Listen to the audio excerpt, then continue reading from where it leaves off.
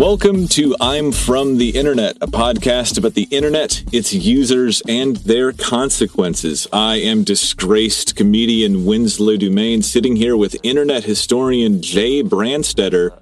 Jay, what do you think is the most boring topic that you find terribly interesting? Do you have anything like that?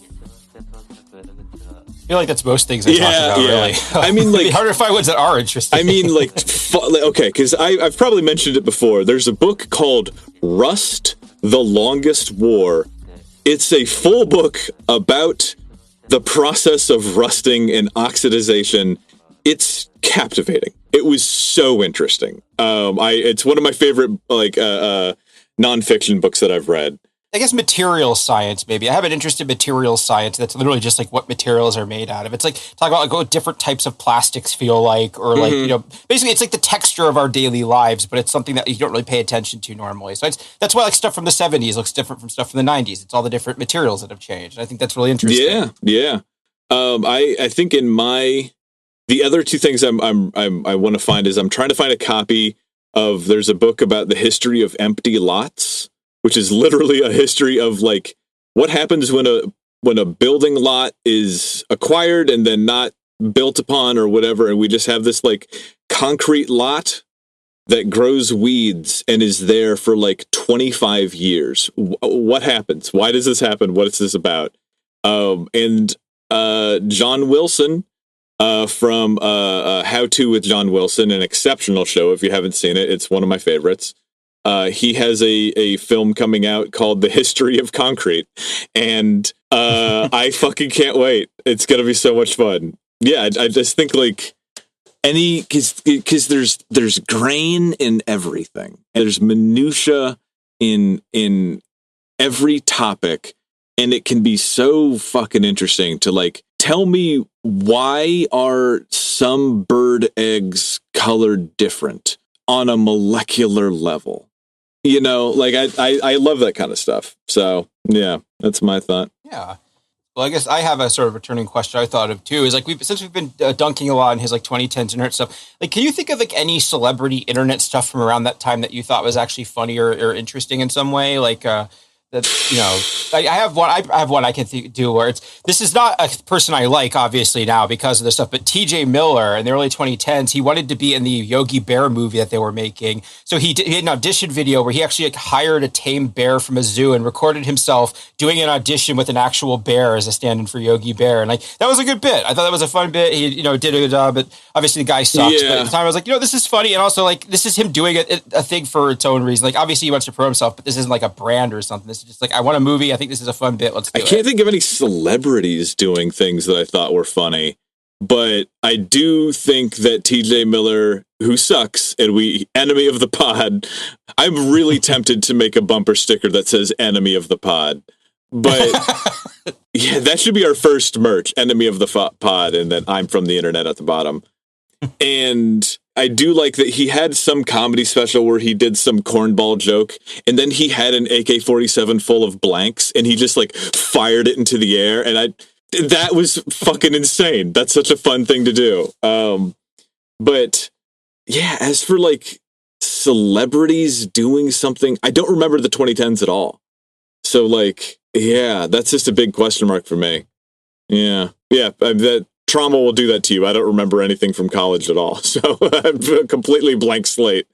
But yeah. I think I have the opposite problem. You're remembering too much. Yeah. Well, that's why we're going to get you that some of that phenazepam. We were talking about Joseph Gordon-Levitt and his short film collective, which wasn't really a collective. It was just like a place to post some of your stuff. We haven't really talked about what HitRECord is very much until this point. So that's actually, we're going to come in. We're going to learn what HitRECord is and does and sort of what happens. All right.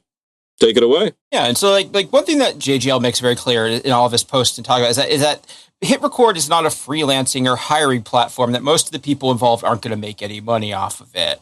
Like I have a quote from one of his articles here from 2018 where he goes, "I've said this before and I'll probably say it many times again. The point of HitRECord is not to make money. The point is for as many people as possible to have the experience of creativity through collaboration. but it costs money for HitRECord to operate, to fuel the platform's technology, to pay the staff, to pay contributing artists, and to keep the lights on. So we need to make money. So like that's sort of his public attitude. He's like, hey, I just want this to be a fun thing that we're all doing. I just have to monetize it to pay for it. Yeah. Like which totally selfless. Is reasonable. That is, yeah. But yeah, I don't know. Well, there's more to say here, but from what I understand, it was like for short film people to post some of their stuff there. It was for almost every type of art. It was kind of like deviant art, except with like less of a social thing and more of like a business front of it. Like one of the numbers I have here is that they said 2010 they'd paid their community contributors over $3 million. Okay. Like, and on the business side of things, one thing that surprised me is that contributors still own everything they post on HitRECord. It's just that the site is allowed to use the art that's posted for partner projects. So it's like if you post on there, you still own it, but they're allowed to, basically how every social media site works, kind of art site. Like they're allowed to use it if they want.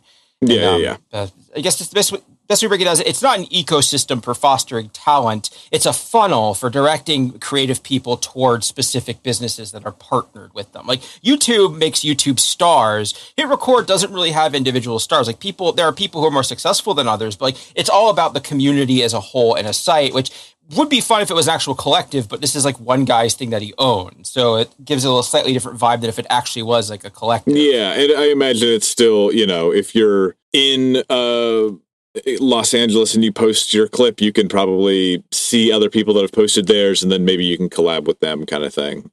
It's like a one drop of LinkedIn plus one drop of DeviantArt kind of thing. Yeah, and remixing was a big part of it. The idea was like whatever you put on there, other people are allowed to take it and remix it, and then that way, and also like if that thing makes money, then you get some credit for it as well. Like it's sort of, we'll have a breakdown to their thing, but I think like a more mundane partnership that they did, I think is kind of a good example of how this works, is what they partnered with Mozilla. They were promoting Firefox's privacy features under the guise of like edutainment about internet privacy. So Mozilla announces that they're doing a sponsored project with HitRECord called Too Much Information, or TMI for short. And the idea is they want people to answer a few questions and make a video of yourself and send it to HitRECord. And it's like a whole thing. And of course, here's the TMI thing with Joseph Gordon-Levitt on it, as is the house style. Yep. Yeah. And you could pull, if you pull up the HitRECord page for TMI, you could see how they would solicit specific contributions. Like animation, turn one of these illustrations into a 5 to 10 second animation. Remix the shot of Selena into a cool info title card. Watch the vid and act out a funny, less than 5 second reaction to these sound bites. Like basically, like I need talking heads and B-roll and transitions for this short video I got hired to make. This is your chance to show up and make them and get a little piece of it. What I'm predicting here is that this is going to be what we call a camel, which is a horse made by a community, which just doesn't look right. And there's problems all over it because you have, not only do you have too many cooks in the kitchen, but you have a bunch of completely different ideas, all contributing to the same whole without talking to each other. Yeah, you're not actually collaborating with them. Is the thing is like you're giving them a prompt, and then you're looking at all the responses to the prompt and picking out the one you like the most. You're not directing anything. It's almost more analogous to like how generative AI works now, where it's like you're just telling it what you want and then picking out the one that matches most with what you want. Right, like or what makes you enjoy. And to like imagine, you turn one of these illustrations into a 5 to 10 second animation for TMI. Imagine, like, there's going to be some, like, the guys, whoever made the Zoloft blob animation of, like, the little circle who's sad because he's depressed and he takes Zoloft and then he's happy again. That team sees this and submits their idea. And also, whatever team works with Sarah Squirm submits their idea.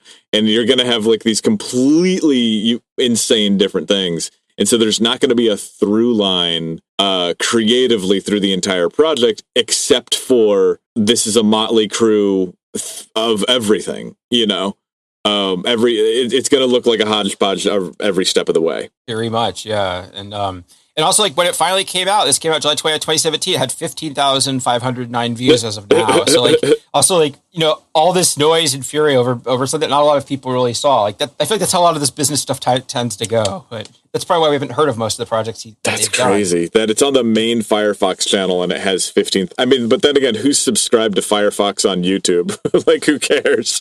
That's true. Yeah, I mean, I guess they care since they spent all this money to make a video. Yeah, but yeah, and also... Also, in terms of the actual payment, what happens is when they have a project that pays out because a sponsor, like it's basically an art contest site where HitRECord keeps half of all the money for the project, the other half goes out to their contributors, and the contributors, all the people enter, only the winners get paid. So like if 100 people submit an animation, only one of them is going to get paid. Everyone else just did all that work for nothing, basically. And afterwards, they break down the percentages very granularly based on everyone's contributions. And like in the example one they gave here, like one person scanned a texture of a page, so they got 10 cents or 7 cents out of this project because it was used in it. Other people did like whole videos or stuff, and they got like hundreds of dollars. Like, and also it's all subjective. It's what your cut is determined by the site, and then you can haggle with them over that. So on top of too many cooks, you have too many accountants that would be as well. Fucking nightmare. To get the cut. Oh my God. Yeah. Like it's one of those things where like if you had to pay yourself the minimum wage as an artist to get by, you would just never make art. Like the amount of hours that I pour into everything I do, it's like, yeah, in the grand scheme of things, I'm not making minimum wage. I'm working fucking constantly, but I'm doing something that I like. But yeah, it'd just be an absolute fucking nightmare to like haggle with someone over whether or not they get 7 cents because they scanned a picture of a page or something like that. You know, that would be just such a pain in the ass. Yeah, like if you look at it cynically, this looks like it's a way of getting cheap labor from enthusiasts who don't really appreciate the value of their work, even if it's not like as polished or practiced as like somebody who does this for a living. You know, and also in terms of companies, this, like you mentioned, this does look very hodgepodge and unpolished, but that can be desirable, especially around like when social media times, we like authentic and like real stuff. So if a company hires a person who is not a professional artist, then the thing that they put out is going to maybe get past our defenses a little better than something that was more traditional. Right. Yeah, the DIY aesthetic can be attempted to be made in-house, but it will never have all of the warts that we really want it to have. Very much, yeah. And like I mentioned earlier, like the creators almost never get named or shown in any of the promotional stuff or anything. It's just the HitRECord community or members of the community. And it's just very anonymizing. Aside from Joseph Gordon-Levitt, of course, his name is always front and center. Like they've published a couple books from the site. Like they did a collection called Tiny Stories, and he's the only person who gets named on the cover of it, even though it's like hundreds of little stories. Same with like their photo collection books. Just he's kind of like the mascot, I guess, if you want to look at it charitably. Yeah, that's very charitable, but like It's frustrating, and I've warned artists about this in the past. Is like obviously it is an enormous nightmare to work alone, but I had a collaborator for the first like 1% of making the Restless, and I guess I just kind of like walked away with the feeling that when your name is the only one on the box, you feel like I'm the like people look at that, they're like, oh. They sometimes struggle to believe that you're the only person that made it, right? But if there's two names on it, people walk away thinking that both of you did 20% of it, right? Because it's like you get even less credit than half because you're always going to get kind of shortchanged on the exact amount of work that you really did do. So like, if you really want credit for your work, buddy, you have to be the one making it, you know? You have to be the one that's just doing the whole shebang. Yeah. And also, this tiny book thing is pretty funny to me personally, because on Something Awful in the 2000s, they did this exact same thing. Was they had a thread for posting like what we would now call a creepypasta, like horror microfiction, and someone collected it into a book called Goon Bumps, like Goosebumps but for goons, and sold it. And it was the same way where the guy who put it together put his name on the cover, but none of the actual authors had their name on it. It just made me think of that. Just that, like, who gets the cover? Yeah, it's frustrating and not surprising, and online stuff is so we still don't really have like the ecosystem or the what's the word, like the just the mindset of exactly how to give credit to people where credit should be given. And so you get stuff like Ian Spector just stealing hundreds of jokes from Something Awful and publishing them and then getting mad when other people steal them back. And you get stuff like this where it says like people are just taking credit for other people's work because, well, I saw it on the computer and nobody's going to tell me no. And like Joseph Gordon-Levitt is like on the cover of the first book here. Like, oh man, dude, you're just not that interesting. Yeah, but look how interesting all the people around him are. That's basically the same thing. God, yeah. And then also there was a wrinkle in this was at one point they got a TV show, and since TV shows don't technically record profit, they had to have a line item in the budgets. When they did the show, the idea was, okay, there's like this much money for the episode that pays out to people. And that's also my way of mentioning that, yeah, HitRECord did get a TV show called HitRECord on TV. It lasted 2 seasons. Yeah, I got it. They put the first episode for free on YouTube and it has 1.3 billion views. So the actual show itself, a lot of people watched it, unfortunately. But yeah, it appeared on there. It's just his face over, dude. I've seen his face so many times in this fucking episode. Yeah. The logo for the HitRECord channel is just him looking down the barrel of the camera. And he's also on all the thumbnails. And it's like your logo is already a circle, a red circle, and then you see a circular shaped logo, and you're like, no, we're gonna put Joseph Gordon-Levitt's fucking face in here, like. Yeah. And the premise of HitRECord on TV was it was basically a variety show where each episode would have a prompt like the number 1, fantasy, trash. And then he would basically, the community would make stuff based around that premise. And Joseph Gordon-Levitt would be like the presenter and host who would sort of introduce each animated segment or song or whatever. And the reason why you've never heard of this is because it was on Pivot, which was a cable channel that existed from 2013 to 2016. So this cable channel existed for 3 years. Oh, my God. Other noteworthy original programming is Raising McCain, which is Meghan McCain's reality show, and a drama called Will, which is about a sexy young William Shakespeare when he's still in his 20s. I'm going to kill myself right now. Oh, my God. Yeah, this did not... Nobody cared about this channel. Oh, God, yeah. Yeah, I did not know that Meghan McCain had a TV show. I do think it's funny how she has followers, and there's probably some moms in Arkansas that like her for whatever reason because she tells it like it is or whatever. But like nobody likes her, like right, left, and center. Nobody likes her, and my father, I know, my dad. And then you look at like the texts from Charlie Kirk where he's like, "Fuck Meghan McCain," like, and she's like trying to go to bat for this corpse that hated her. It's just so fucking funny. God, yeah. Or they, like on The View, like them having to explain, like, no, this is not a bit. We all actually hate you and think you're a terrible person. And then her getting so offended that she quit. Like, yeah, and it's just so funny that like she will come out and say things that are just like, I can't imagine these people who just want to use their family connections to get ahead in life. And it's like, Megan, please, come on. Look at yourself. You're nothing. You're literally just, your entire existence is predicated on the fact that your dad almost won the presidency. That's like, you have nothing else. Yeah, person mad at identity politics whose entire personality exactly. It's just it's so frustrating, and like it's like she has Erica Kirk eyes, but she doesn't have the ability to like see through like tungsten with them. You know what I mean? She wants to be as intense as Erica Kirk, but she just can't. Like, she's like Bizarro Erica Kirk, where she just doesn't have the superpowers in the right spot. You know, she's just not. She doesn't have the fucking juice, man. Yeah. God. Yeah. And Joseph Gordon-Levitt down here, again, making the look at me face. Just, God, so fucking frustrating. Like, he's air conducting an orchestra with his fingers. Like, he's just so proud of this. God, and it's the eyebrows, just like, I'm Joseph Gordon-Levitt, you know me from something that was a meme 16 years ago. And I guess just to give a taste of what the show is like, I have a review of it from geeknewsnetwork.net. So hosting the show in a number of places, on stage, walking around the street, is JGL, charismatic as ever. All of the shorts fit into the episode's theme, the premiere theme being the number 1. Comments from collaborators describing their first kiss, child's first steps, and the like. The first short film we were shown was about one collaborator's first view of the stars, taking her story, artwork from others, actors on a blue screen, voiceover work from a user in Scotland, and making a short that was moving.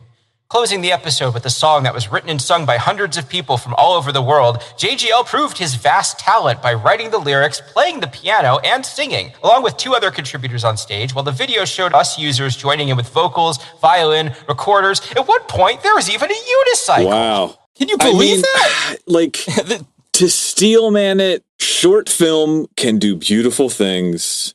It can be really funny. It can be really evocative. There's nothing inherently wrong with short film. But, and like the idea of like this idea, I guess, of having like a collaborative TV show is not a bad one.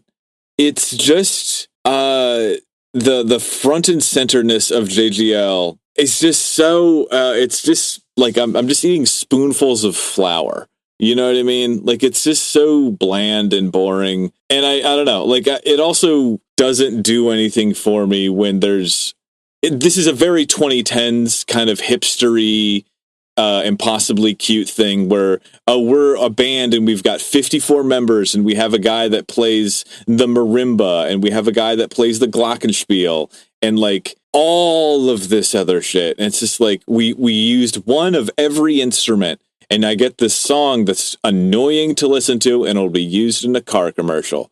And like I know what you're going for and it's boring because it's the depth of a puddle and it's as vast as an ocean, and it just isn't interesting. What if we put everything together in one thing doesn't make something good? Yeah, especially when you're going to exclude anything that's like challenging or upsetting because your goal is to have the biggest audience as possible. You know, in the name of spreading creativity, of course, the fact that you make more money that way is just a bonus. Yeah. But you know, yeah, I mean, like a small team. It's the thing about if you want to go fast, go alone. If you want to go far, go with others. But the reality is if you go with too many people, you won't decide on where to go and you'll stay there the whole fucking time. You know, like you're just not going to produce that great product if it's all reliant on like this vast sum of individuals. But whatever, man. Not my show, not my problem. Yeah. Yeah, and this was a weird thing. I thought was that it did technically win an Emmy, but it was an Emmy for social TV experience as part of the Interactive Media Awards part of the Emmys, which is a separate award show that was hosted by, and I quote this, special guests Nice Peter and Epic Lloyd from Epic Rap Battles of History and Harley Morenstein from Epic Mealtime. So they were on the separate Epic Mealtime Emmy Award show. You know, do we even have to say anything at this point? Like, Epic Mealtime and Epic Rap Battles of History are like, you don't need me to tell you how to feel about these things, but they have all aged exactly as well as you think. It is the zenith of millennialism. It is I'm a little bit gangsta myself on an ironic t-shirt. It is insane. And the Epic Mealtime one, like there's actually kind of like an autopsy of that channel of just like how much it ripped that friend group apart, and they all got like really, really out of shape because they were eating like 5,400 calorie slops of like Big Mac lasagna and like just absolutely drunk out of their minds. And yeah, it's tough, and it's not something I'm gonna watch. Emmys by the fucking Epic Rap Battle gang. When I was on Twitter, I used to like, for some reason, the algorithm thought I was into voice acting for a while, so I got a bunch of voice actors. It was always really depressing when some up-and-coming voice actor would be so excited, be like, I'm going to voice this Homestuck character in this epic rap battle of Homestuck. I was like, oh, man, I'm glad that you're excited, but like the idea, like, this is it. This is my foot in the door. I'm going to be rapping as a Homestuck troll. This is going to be the start of everything. Yeah, I've got a lot of friends who are like trying to do short film and trying to do, you know, just trying to make it as an actor in Los Angeles. And I can't tell if I really wish I had that bug or if I'm so glad that I don't, right? Because I'll see them posting at like a massive air quotes red carpet event, which is like whatever the thing is where you have the backdrop with a bunch of brands on it and there's somebody else taking a photo of you and they're wearing a dress or they're wearing like whatever suit that they got from Kohl's. And it just is like so desperately low rent. They didn't make any money. The script was terrible and nobody's going to see the film. And they have to be as excited as possible. And it just is like, oh man, I'm so glad I don't want to do that. because it seems like a fucking nightmare to have that be, I want to be the next Hollywood actor in an industry that's rapidly ripping itself apart, that would have rejected you 25 years ago. Like, fuck. Like, I'm so glad I'm not doing that. Going alone, I guess. Oh, you're doing this for you guys. This isn't for the audience.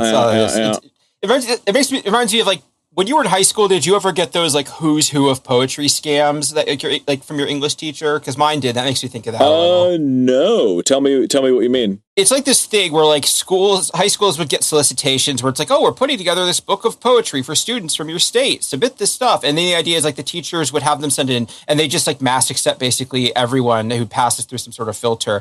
And so, because then the idea is they make all their money selling the books of poetry to kids, and people are more likely to buy it if their poem's in it. So the idea is, like, you buy it, and also it's like, oh, if you pay more, you can have your picture in the back. Oh, you pay even more, you can go to this award show where your poem's going to win an award. Like, the idea of basically just, like, this sort of, like, they realize, like, people will give us money if we tell them that their poetry is good, and we'll just push that as far as we can. Nuts. I'm familiar with some parts of that.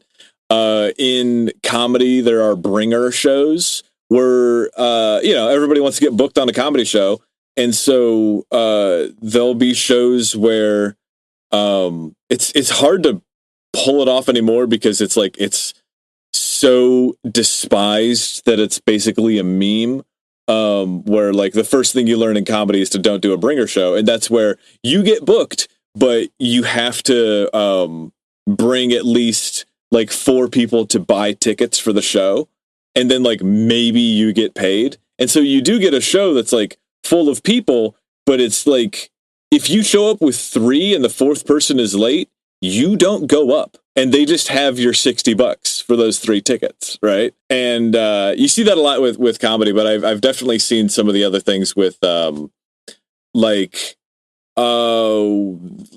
libertine production company where they're like, submit your, like, boudoir photo shoots, and we're putting together, like, a book of the, like, coolest independent boudoir, and it's just like, one, it's probably just some psycho's jack off material. And 2, it's just like, yeah, then you get it, and then he charges you $80 for the book, and then it's all slop. It's the same thing over and over again. It's just, when you don't have a captive audience, you manufacture a captive audience, 2019, so HitRECord has its TV show made 2 seasons. And in 2019, they raised $6.4 million in venture capitalist funding. Up until this point, HitRECord had been entirely Joseph Gordon-Levitt and one of his acting friends had been bankrolling and owning it. But now they're like, we're going to bring venture capitalists into this. We're going to try and make it into a proper business. And we'll get updates on that a little bit later. But 2021 is also an update because that's when JGL returns to writing and directing with the show Mr. Corman. It was made by A24 and released on Apple streaming service. I had never heard of it before I started writing this episode, which I don't really follow TV much anymore, so that's not super surprising. But yeah, just like especially after this cavalcade of JGL stuff, just the exact same, like him looking down the barrel of the camera, like soft lighting, inscrutable expression. It's just him looking at the camera. He's clearly in some sort of tropical state. He's in the middle of the street. There's a stoplight behind him, and he's just kind of like looking at the camera. And like, has he ever been in something where the poster for it tells you literally anything about the show at all? Because he's just a pizza dough. You make it a pizza by putting the other stuff on top of it, but like, he's nothing at all, I think that's what Inception was about, how it takes all these different types of people. Yeah, exactly. Yeah. From writer, director, executive producer, and starring Joseph Gordon-Levitt, 500 Days of Summer, Inception, Don John, Mr. Corman follows the days and nights of Josh Corman, an artist at heart, but not by trade. Things haven't been going his way lately. His lifelong dream of a career in music didn't pan out, and he finds himself teaching 5th grade at a school in the San Fernando Valley. His ex-fiancée Megan has moved out, and his high school buddy has moved in. Aware that he still has a lot to be thankful for, Josh struggles, nevertheless, through universal feelings of anxiety, loneliness, and self-doubt. Darkly funny, oddly beautiful, and deeply heartfelt, this relatable comedy drama speaks for our contemporary generation of 30-somethings, rich with good intentions, poor with student loans, and working to become grown-ups sometime before they're senior citizens. No thanks, pass.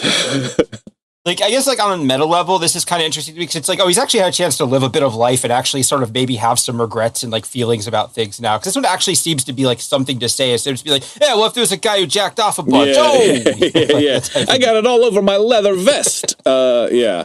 Jesus Christ. Yeah, and like just like I pulled up some screenshots of the trailer. It's just like the quotes, like, it just feels like I blew the whole thing. Like, I suck as a person. You can't stop thinking about all the things you should have done and why you didn't do them. The question is, what do you do now? Like, this feels like he's kind of talking to himself. Almost. Yeah, I mean, like, I'm sure his inner life actually has a lot going on in order to manage all the stuff that he's doing. He can't possibly be as boring as the public face that he creates. But, like, yeah, this is just, you know, there's 1,000 of these stories of, like, milquetoast millennial losers and, like, how they're trying to fit in with society and they've got bills to pay and things didn't really work out. It's all, like, a response to, like, the hope collapse of the Obama years of, like, all of your dreams didn't work out and you're not, like, your dream of having a rap-themed bakery in Brooklyn didn't actually pan out. And, you know, now you're just back to living with your mom or whatever. And it's just desperately dull. And I've seen this story 1,000 times. And unless you're going to take it in a really transcendental direction, there's not really a lot for me to say about it. It's just a guy. Yeah. Like, the only thing that kind of tried to make this one stand out was, like, they tried to do a sort of, like, a heightened reality thing with, like, their little, like, pseudo-animated bits, which I'm pretty sure were made by people from HitRECord, because they have that feeling. It's very, like, sort of, like I can just imagine him uploading a green screen of him falling and being like, Mako, animation of me breaking through a glass wall or something. Like, it's very much, like, almost kind of like Family Guy cutaway type thing, where it's like, some of the episodes, there was like action adventure. Josh enters the toxic realm of dudes who struck out but don't want to go home. Funeral. Josh spends the day with his ex-fiancée. Many worlds. With different luck, different choices, Josh's life could have gone many different ways. So it's like doing all these wacky cutaways about, like, alternate timelines or villains and stuff, but then it's still like a grounded, you know. Yeah, I mean, like, that's all of this on paper doesn't sound like it's a terrible idea, but it also just doesn't sound terribly captivating. Yeah, it's just things that I've seen before and I'm bored by. Yeah, and also, like, this is, like, being distributed by A24 and it's on Apple. Like, this is, like, the closest thing to a blank check, like, a creator like this could get. Like, you know, like, other people that got, like, you know, the fact that this is the second time he's gotten to do whatever he wants and he made something that's just pretty mid is kind of, like, that's the most damning thing about all this is, like, you know, he making anything is hard. I will give him that. But, like, just also another thing about this one that is kind of sucks is, like, is COVID. They started filming it in 2020 and then COVID happened. So the last couple episodes, they had to film them in New Zealand. They're not even in the same place as the rest of it. So I could see that even if people like the show, I think that kind of made it like, oh, this is like a completely different show in the last couple episodes. And it didn't get renewed. It's just the thing about making your art too relatable is that if you go too far with that, then it's just a story I already know. Like, and if any art piece that is 100% relatable will not have anything new to it because it's something that I already relate to, you know? And so, like, this is just, again, it's like you're really reaching to try to talk to these 30-something kind of, like, half failure, half successes who have a perfectly good life, but they really wanted it to be more. And, you know, maybe they've got a divorce in their past and they got this other thing going on. And it's like, okay, what's, like, there's just no texture. Like, you need something to give me something to nucleate the story on. And for that, you're going to need a little bit of texture. His return to the screen is a big dud, but the following year, HitRECord sees some major success. It gets bought out by Masterclass. So, yes, are you familiar with I took the Masterclass on home gardening back when I got it for free. So, yeah, it's just like a specialty YouTube channel for, like, how-tos by professionals. Is it still around? Yeah, it is. It's it got really popular during quarantine, and it was actually back in 2019 when HitRECord did their investing. They were one of the big investors, actually. I think they could kind of see that, like, this was something that might fit into their brand, which turned out to pay off pretty well. So.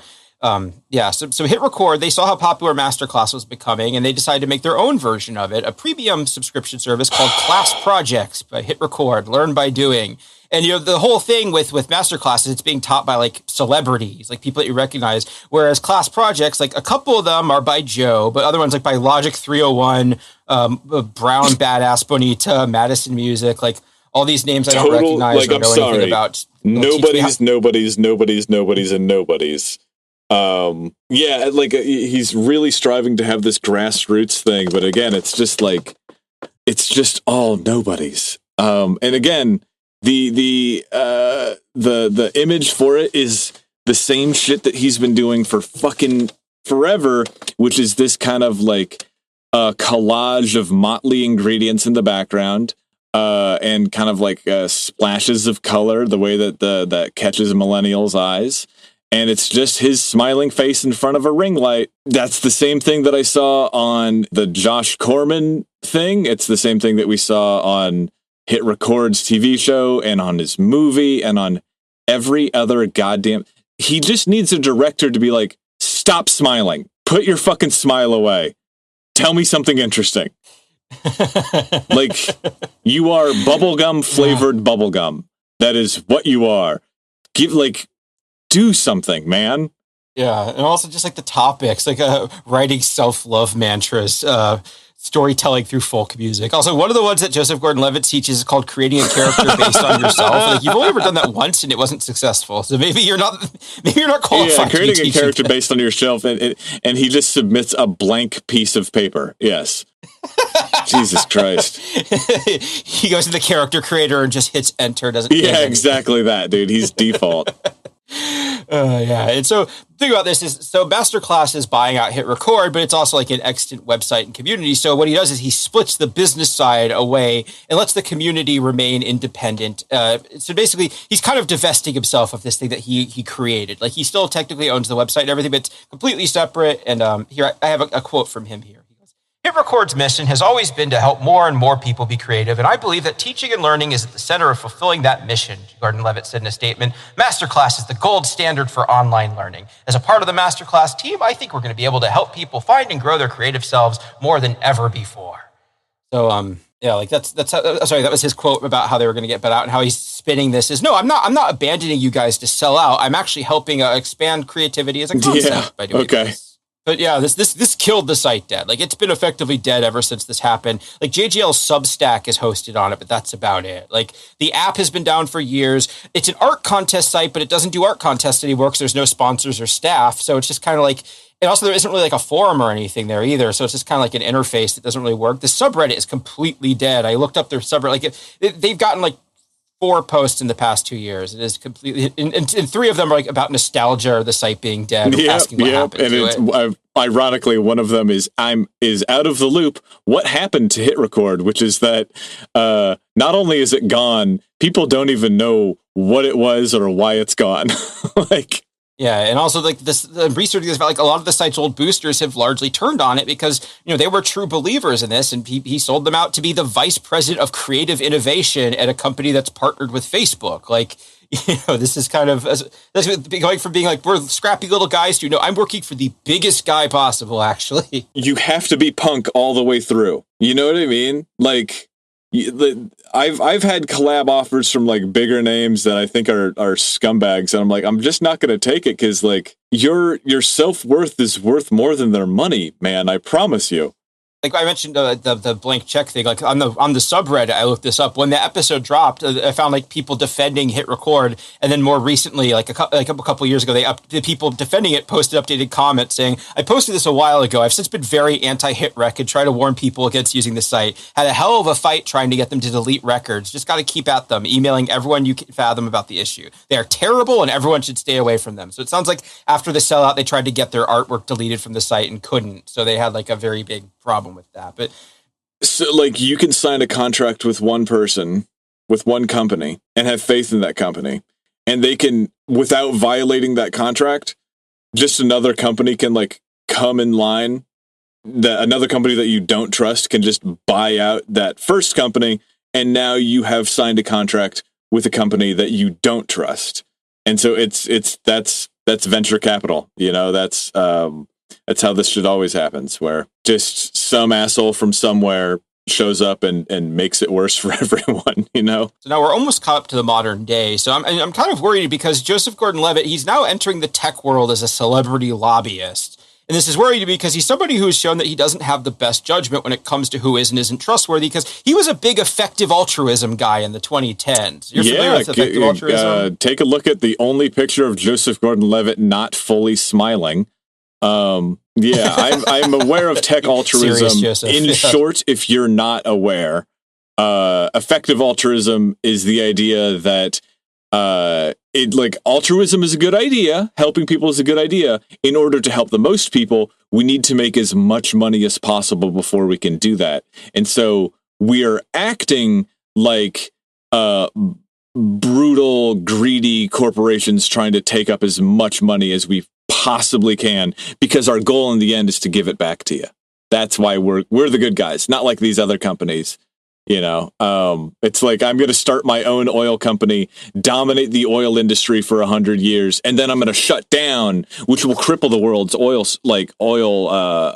production. And that's how I'm going to help the environment. And it's like, no, what you're doing is just gobbling up tons of money and then funneling it through other shell accounts that doesn't actually end up in the hands of the people that need it. So, yeah, like an unironic argument from that community is that they call it world optimization, where like a bad guy would want to take over the world to dominate the world. We want to take over so we can optimize it, so we can make everything better for everyone.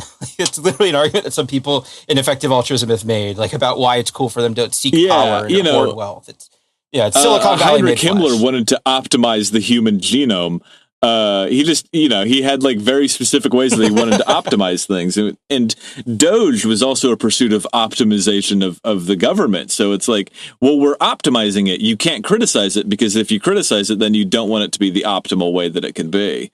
And it's like, I don't know. Hierarchical thinking is kind of a poison when it comes to human beings. So yeah, good for Joseph Gordon-Levitt.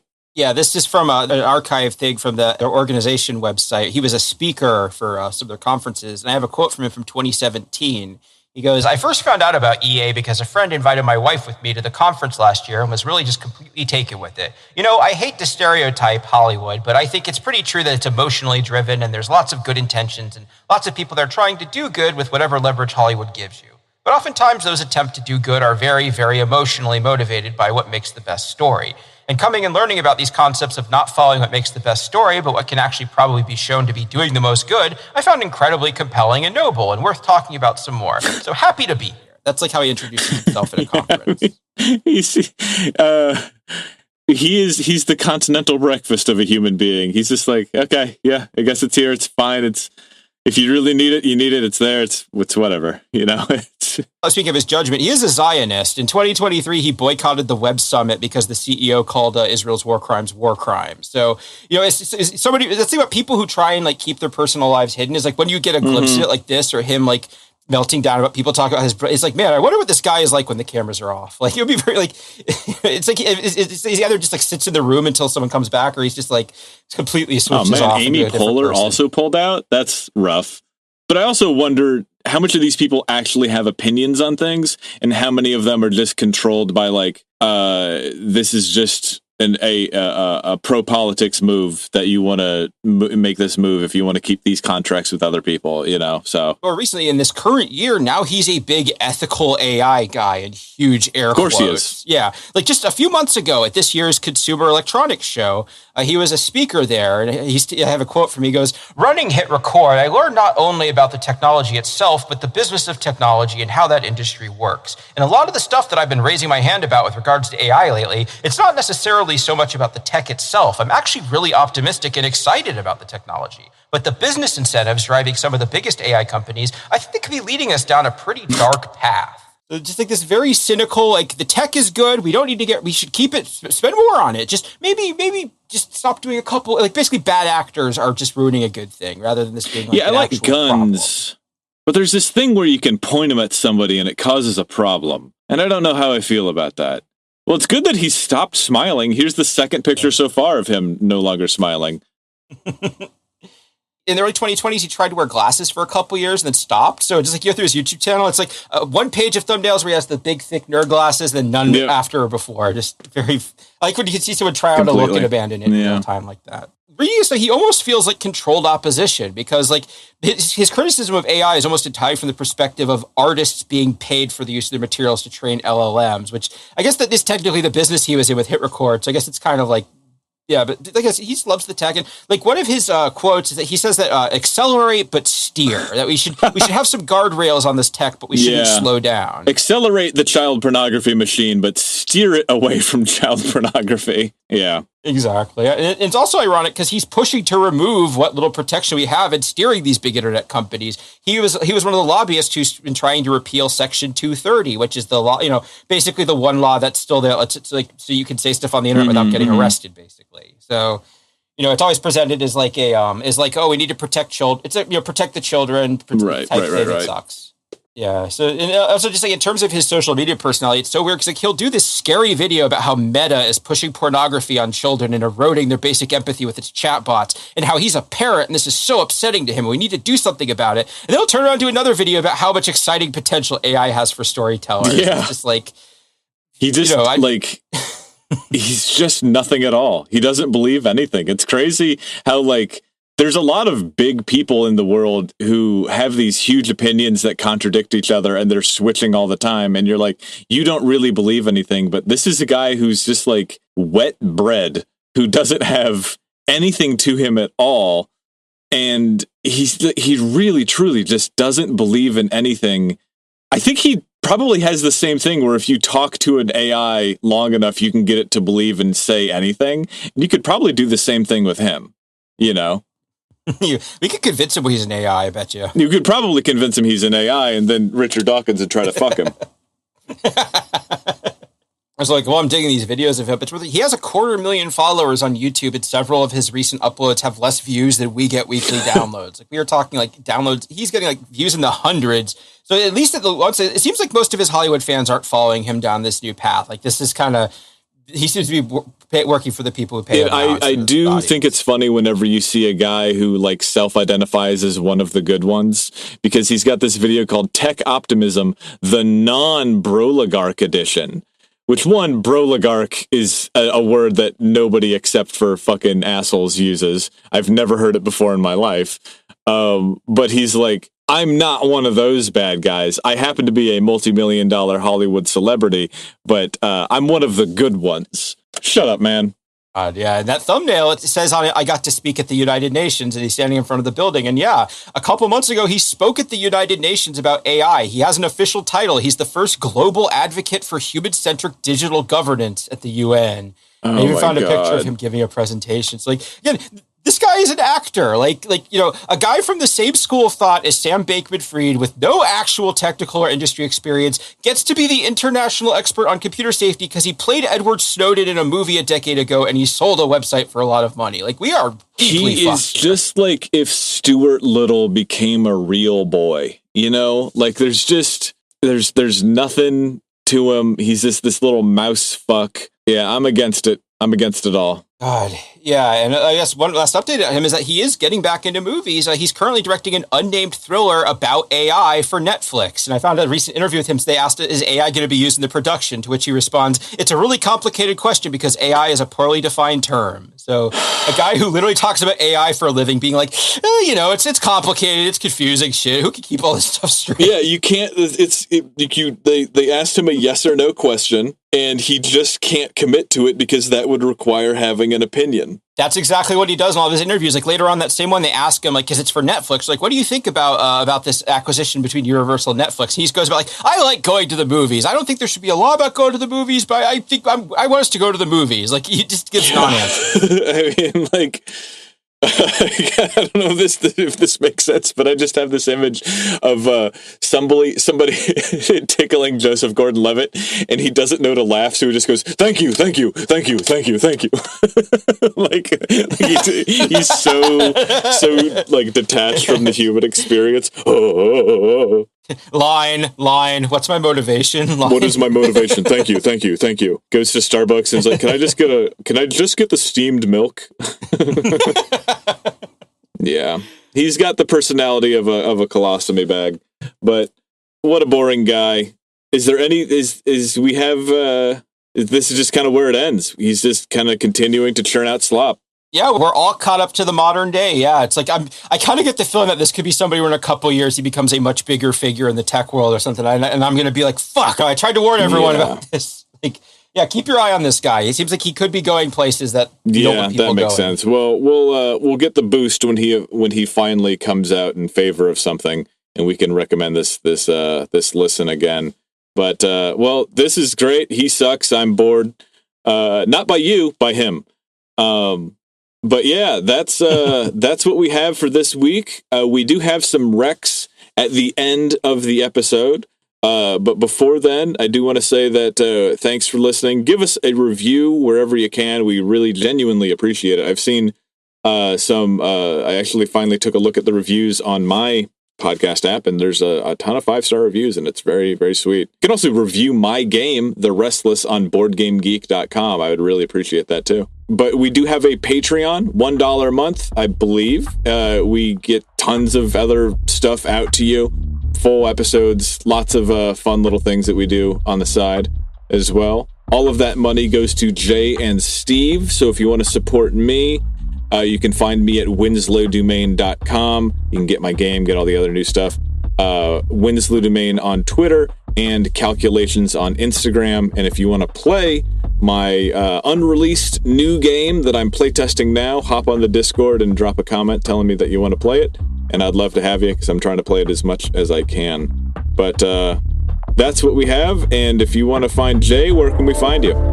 I'm Jay Brandstetter on Blue Sky. My link tree is in the show notes. And I forgot to mention earlier that I do have a couple guest episodes on the podcast Scandalous Games that just came out. They're us talking about Jack Thompson feuding with Rockstar Games, because ostensibly this is the year when the new GTA is going to come out. So it seemed like a good time to go over that. It's fun. You know, a lot of legal drama that he was involved in. The guy who hosted it owns a signed copy of Jack Thompson's autobiography. So it's pretty, That's fucking tight, dude.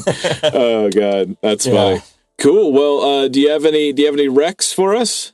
Yeah, I do have a rec. So I know I've been making fun of and trash talking JGL a bunch. So I wanted to recommend something he's in that I liked that I haven't mentioned. Was one of the last shows I watched was season 1 of Poker Face, which is Ryan Johnson's TV show he made. It's like a classic Columbo style Murderer of the Week show, and it's good, entertaining, and fun. And one of the episodes, one of the main guest actors is JGL, so it's fun if you want to watch like a classic Columbo style show. It's and also it stars Natasha Lyonne, who is a fellow AI booster from Hollywood. So I can kind of see why JGL was on it. I've not seen that one. I don't really watch a lot of TV, but I will put that on the queue.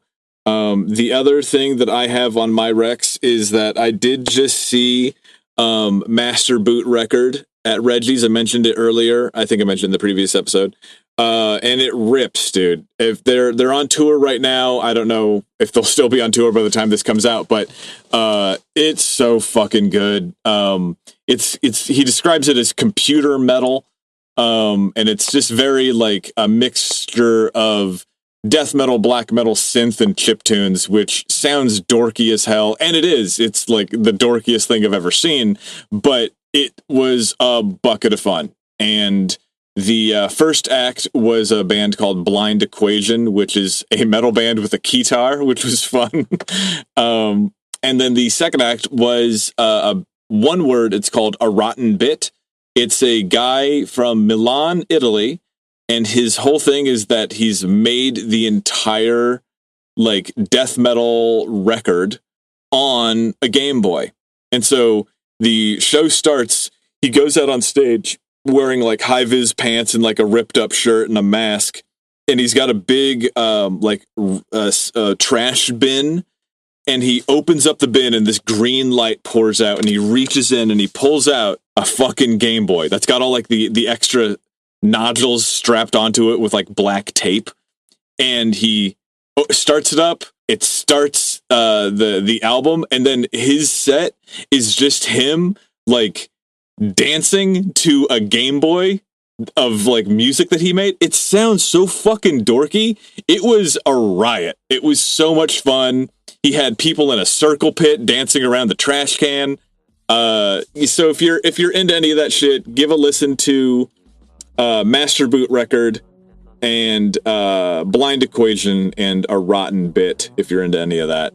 It's a lot of fun. What you need to do is you need to get your Game Boy camera friend to photograph their show. Just completely close the circle. I'm literally hanging out with my Martin Game Boy camera operator on Instagram tonight to give him some Game Boy games. Well, he released his album as a Game Boy cartridge, so I'm giving him one of those, and I got him some other records and stuff too. But yeah. That's what I've been doing, and we'll be back next week with even more, and we appreciate you for listening.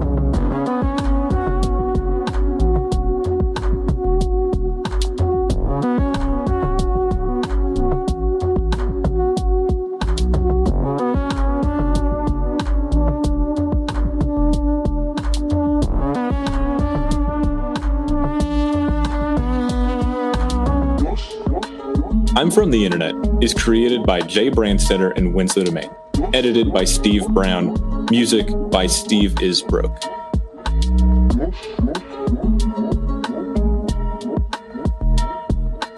Yes.